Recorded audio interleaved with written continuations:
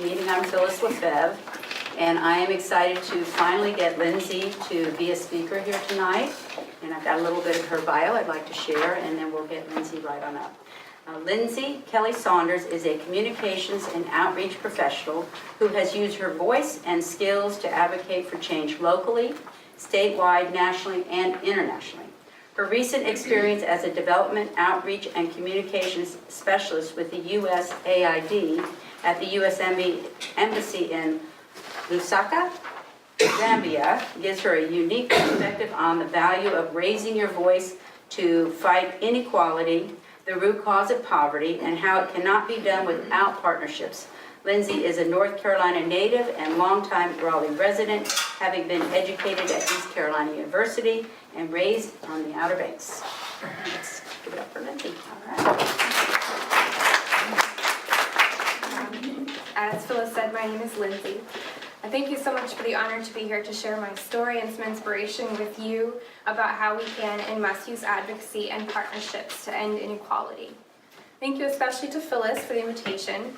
I met Phyllis about a year and a half ago when we were passing through Congressman George Holding's lobby. On that Tuesday in August 2017, I was headed in to talk about advocating for poverty issues with my partners from Results, an organization of everyday citizens raising their voices to advocate for U.S. and global poverty solutions.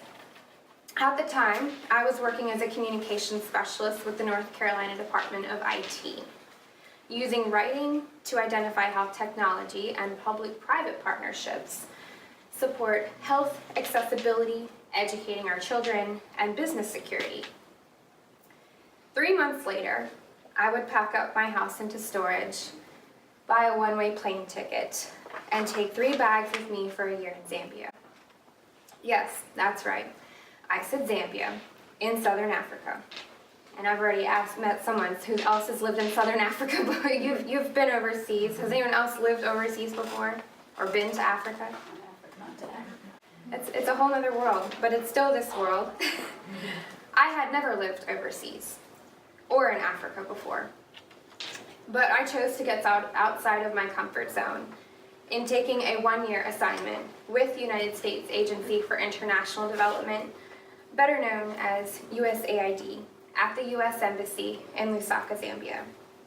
I wanted to live by Beyonce's mantra of saying, "I was here," just like she sang before the United Nations. I wanted to say I lived with no regrets and took advantage of every opportunity to make a difference in the world. Being that I've never had a lot of wealth to rely on, I must acknowledge that this was not possible without the support of many family and friends who helped me raise funds to make the move. With my job being a 1-year tour, I would be without diplomatic privileges and had no idea what I would face. But I was committed to service for the United States, an already great country, and to leveraging partnerships that would empower and change lives. Living in Zambia, I saw how comfortable and privileged my life as a middle-class American was before, but also how effective partnerships paved the way for a legacy of worldwide change. United States foreign policy programs work with other donors and nonprofits to make a difference for communities living in poverty. The impact is more far-reaching than most of us can possibly imagine. We may judge people in developing countries with fear, but I saw so much resilience. Many watched with horror as President Donald Trump would sling insults at immigrants and other countries. These repeated attacks on people simply for being an other color, an other gender, an other nationality, an other language, an other religion or belief or non-belief, an other story outside of what they envision as our supposed American story. People would not travel far from their homes to start anew were they not in peril or struggling, believing that it will be better elsewhere. It's not easy, and I can understand this. When you take an assignment overseas, you have to quickly learn the culture, protocol, and how to represent U.S. government work. I got no training in that. Immediately, I was collaborating with my Zambian colleagues to create a social media campaign advocating against gender-based violence and writing speeches for the American ambassador about conservation or healthcare. While it was glorious to write reports for Congress, see photographs I took and stories I crafted get press coverage, and hear the words I wrote read at a historic ceremony, this experience was challenging. I struggled to navigate cultural divides, to negotiate securing an affordable, safe, quality place to live. I was evicted twice for cultural differences. Zambia is a far more patriarchal society than our own, so for a woman to speak up and say, "This is unacceptable," was to be turned out. I went weeks without running water, days without electricity, and managed a year without a car. In each instance, I would be shocked and then realize, for me, this was temporary. When the water stopped coming out of the faucet, my skin color or nationality did not elevate my status to be any more deserving of clean running water, which I will never take for granted again. There are Americans who share these same struggles. Clean water is still lacking in Flint, Michigan. Healthcare is still not affordable. Public transit is not fully available. Our teachers are grossly underpaid and undervalued. Student loan debt is out of control. Our rural communities are left behind, and it is becoming more difficult to find affordable housing. We all know I could go on and on about this. These issues must not be overlooked, and we must not remain silent, even if one of those scenarios does not affect us. Who is impacted most? Women, children, and people of color. We must find groups and partners to create strength in numbers, to advocate for change and end this inequality. I hope we will all continue to speak out about what is important to us, that freedom is not available everywhere, and the knowledge shared between us through the media must be protected as if our lives depend upon it, because it does. We have the privilege of a voice in the United States. Some people in other countries are locked up for speaking out against the government. As an American federal government employee serving overseas, I was stripped of my civil rights. The Hatch Act only allowed me to vote.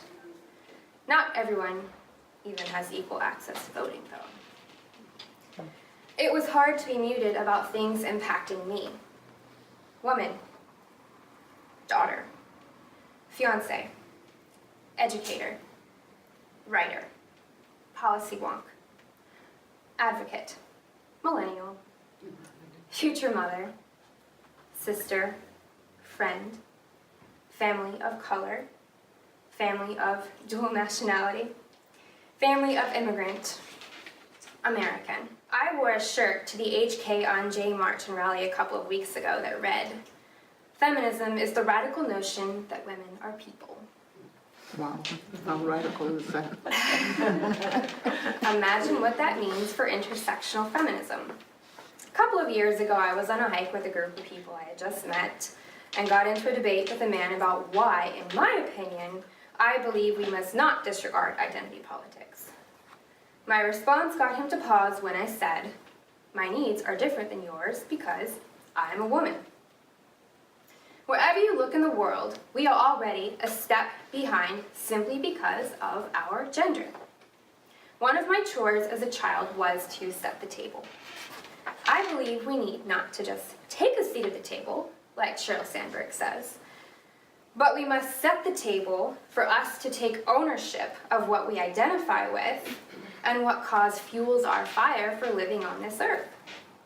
Even if sometimes all we have to count on is ourselves, we can only make effective long-term change with strength in numbers and partnering together in groups or leveraging programs that give someone a leg up. Women must have choices.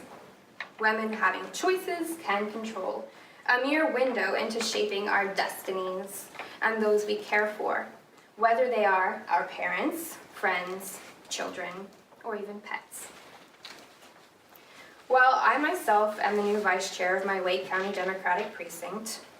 What I would encourage you all to do is to find something to align yourself beyond the Democratic Party. Identify the cause or issue that keeps you up at night. Then find an organization that focuses on that. Build a positive relationship with your policymakers, whether local, statewide, or national. Even though I do not align with their viewpoints, I can walk into the offices of Congressman George Holding and Senator Tom Tillis and hug his staff. I genuinely enjoy our conversations. I just wish there was more action towards progress than what in my viewpoint seems to be a current radical conservative regime. Since I returned to the United States late last fall, I've been doing a lot of reflection, an exploration into the people and organizations working on many of the causes that I see really on fire. We must assess women's roles in education and how we prepare our children for their futures.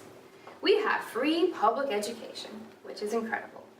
But we still treat our teachers as if this is a side hustle from being a mom and they don't need a career. In my opinion, teacher pay should be right up there with doctor salaries. We must have empathy, not just for the children, but for the teachers who work tirelessly and for very little. As of late May 2017, walkouts in Colorado and North Carolina followed statewide actions in West Virginia, Oklahoma, Arizona, and Kentucky. Since I've returned to North Carolina, I am temporarily teaching until I land my next long-time position. We have schools that have mold and asbestos, failing heating systems, diminishing elective options, and oversized classes. I'm not a parent yet, but I don't want children entering this world without being nurtured and receiving a well-rounded education, even in cultural components like art, music, and language. Whether parents or concerned citizens, we must continue to call on our elected leaders and encourage them to make these issues a priority. If that doesn't feel like enough, join the PTA or run for Board of Education. My grandfather served on the Board of Education in Suffolk, Virginia, and was part of the decision to integrate schools. To be honest, though I revered him, I think he thought it made more sense fiscally and logistically, rather than truly grasping the sense of being woke to racial equality. He certainly had an awakening as his life went on. One of the women by his side as his life ended was a black woman, his preacher. My father also ran for the Board of Education in Dare County back in the 90s. I was so proud and also mad that his election was 1 year before I turned 18. He had founded Habitat for Humanity in Dare County. Well, he was such a community fixture. And aside from his emotional detachment, I idolized him. Mom was Habitat's secretary. I never knew until I was rummaging through her spare closet that Mom started the League of Women Voters in Dare County. Wow. She didn't talk about it. She complains about me dragging her to political events and my desire to talk about social justice issues at every opportunity, but I know she was secretly proud. One day, I too want to run for office. I want to be part of effecting long-term change, and the best way to do that is through belief systems and policy. Running for office is scary, though. In 2017, I went to candidate training with Lead NC and Lillian's List in Raleigh, followed by the Progressive Change Campaign Committee in Washington, D.C. I wanted to run for state senate. They don't pay enough. And I had to reassess when my time was. Research shows that when women run, they are elected at the same rate as men. The problem is they don't run at the same rate. One reason, they aren't asked to run. Research has also shown that women need to be asked at least more than once before they seriously consider running for public office. In the meantime, I can be a partner and a supporter of others who are ready to run. I'm planning to support a young Muslim woman of color who's running for office in Wake County. We're both pretty fired up about inequality, and that's basically all you'd see on our Instagram and Twitter feeds if you follow us online. When we met up for lunch a few weeks ago to connect and I offered my support, she pushed back. Why aren't you running? I'd still like to run for office, It's just not my time, what I'm watching. Working on organization on my own life, building what I stand for and will be connected to, and waiting for things to line up so I'm in a position to do so. In the meantime, I'm also hoping to volunteer for a 2020 presidential candidate too. A lot of what we do and push for takes time, and we have to wait it out. I don't mean be silent, because silence and inaction can turn into being complicit. But we must wait for things to be enacted or truths to unfold as things are uncovered. If it's one thing my time overseas taught me, it's patience. Things are a lot slower. African time is a real thing. During my tenure as a grassroots advocate with results, I was part of a 10-year effort to pass the Reinforcing Education Accountability and Development Act, or the READ Act. When this legislation passed in September 2017, I was one of hundreds of results activists and partnering organizations who could proudly say that our partnership to get this covered in the media and hold tight on persistence in repeatedly obtaining congressional sponsorship would be part of the first ever U.S. global education strategy. I was also privileged to be in the field when it became a reality and began to shape how we approach and support global education as a whole. Health. It means so many things. Insurance, prescriptions, good doctors and facilities, food security, mental health, abuse, sexual assault, violence.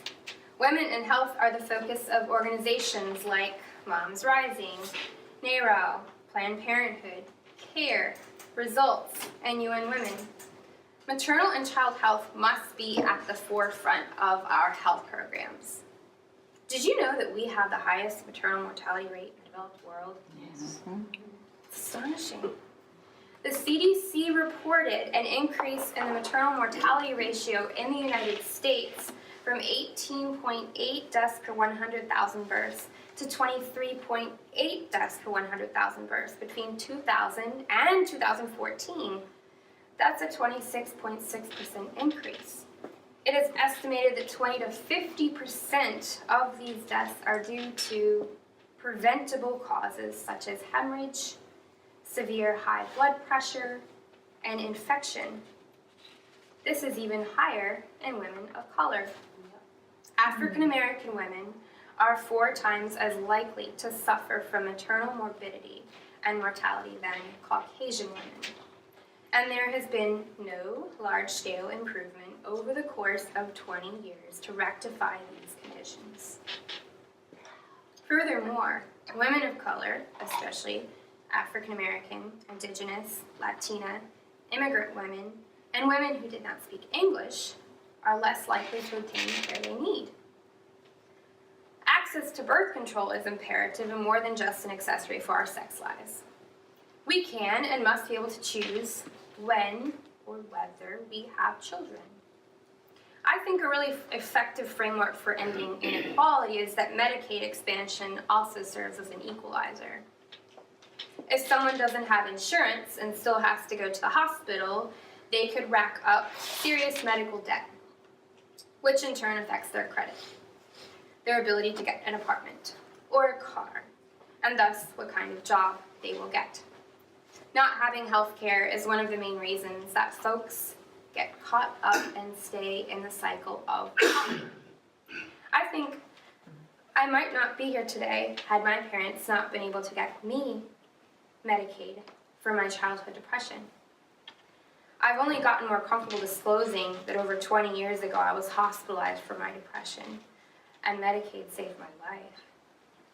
When people didn't think I'd finish high school or college, much less get a graduate degree or work in an American embassy, I overcame things because I got help. People need to be brave and tell their stories too. On February 27th, here's a heads up, many North Carolinians and over a dozen organizations will come together from all over North Carolina for Medicaid Expansion Advocacy Day at the North Carolina Museum of History and General Assembly. I would encourage you to show up, take it in, and lend your presence. I have more information about that if you're interested in joining me. Okay. We are overworked and underpaid. with women still lacking equal pay for equal work. Offering health care to the many people who are working in jobs that are the backbone of our economy. Jobs like construction, food servers. My dad was a general contractor. He worked in construction jobs. I was a server off and on for 15 years. Childcare workers, admin assistants. Healthcare allows them to stay healthier and be more productive members of our society, as well as be better for society from a public health standpoint. If more folks are covered, there is less uncompensated care costs that will lower healthcare costs for all of us. Infectious diseases like AIDS and tuberculosis are not a thing of the past, but they are overly stigmatized as only impacting people from the gay community. I'm proud that I've joined with Equality NC and the North Carolina AIDS Action Network to advocate for protecting our health care through the Affordable Care Act and help educate our communities. When we mention health and safety, we cannot forget the emotional, physical, and sexual violence against women. Me Too and Time's Up really shined a light on that with the takedown of powerful men who felt entitled to take advantage of women. Still, we have elected leaders and men in powerful appointments who still have a history of putting their hands where they do not belong. In 2014, I had just been laid off and attended a holiday networking event hosted by Timely Text, a recruiting agency I worked for previously. I wore a black and green dress and red heels for the festive occasion and heard an icy voice coming up behind me complimenting me on my dress as he slid his hand down my body and rested it on my backside. I froze. Beyond confiding in a few people, I never filed charges. What assured me more than anything was having a listening ear and validity that I did nothing wrong to be warranted to warrant being groped like that. Fear of retribution looms to impact our futures or our careers, especially when we're lower on the totem pole or might come from less. Thus, sexual violence impacts women with even more to lose. Like many, I also think gun violence is a public health crisis. Yes.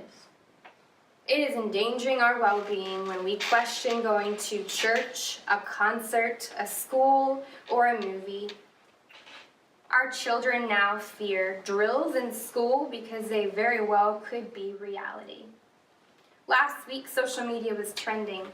I don't know if you saw it, but there was an image with a little girl. She had a note on her arm written to tell her parents, "I love you, Mom and Dad." That's awful. Because she believed that this drill was a threat.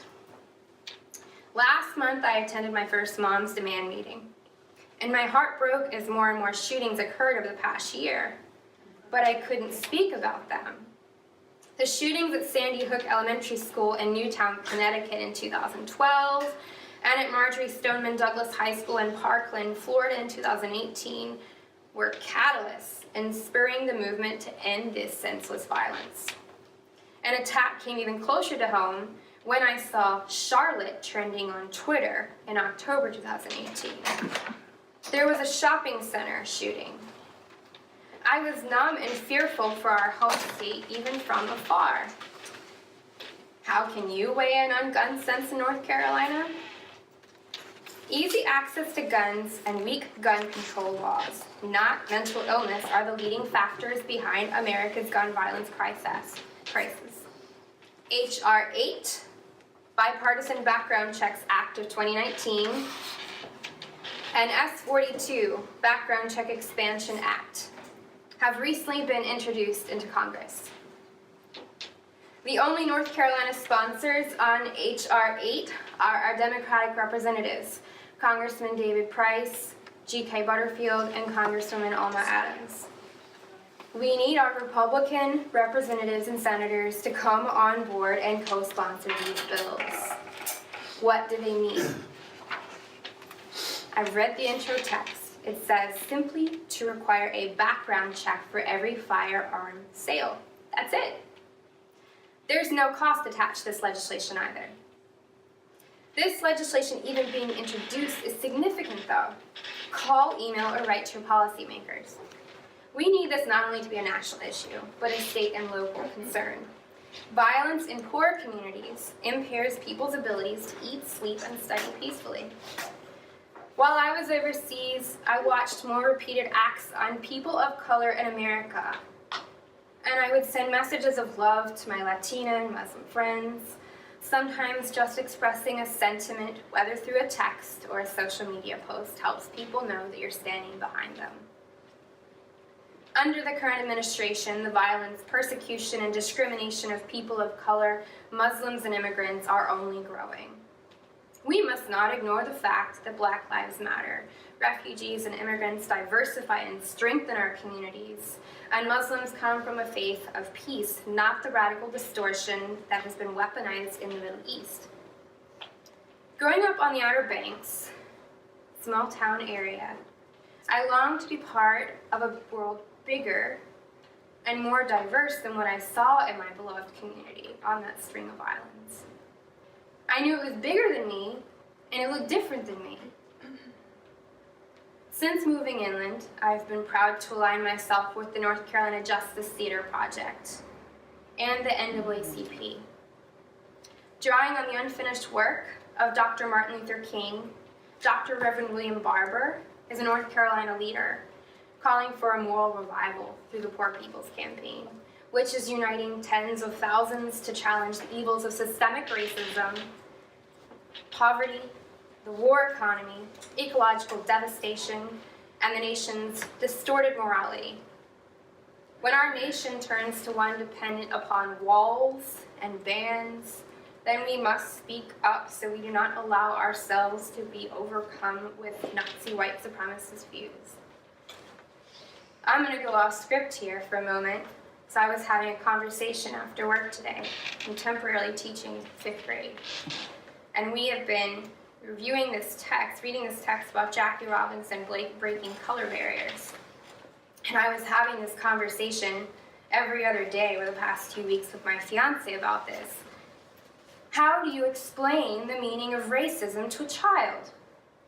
I was sitting on the floor with a boy this afternoon, and he was out yesterday, so I was reading it with him, reading these pages, and stopping and asking him if he understood what some of the things meant. And he asked me, Miss Saunders, where did this segregation come from? Why do people have this racism feeling? And I said, I don't know, and it's hard for me to explain because I don't understand it either.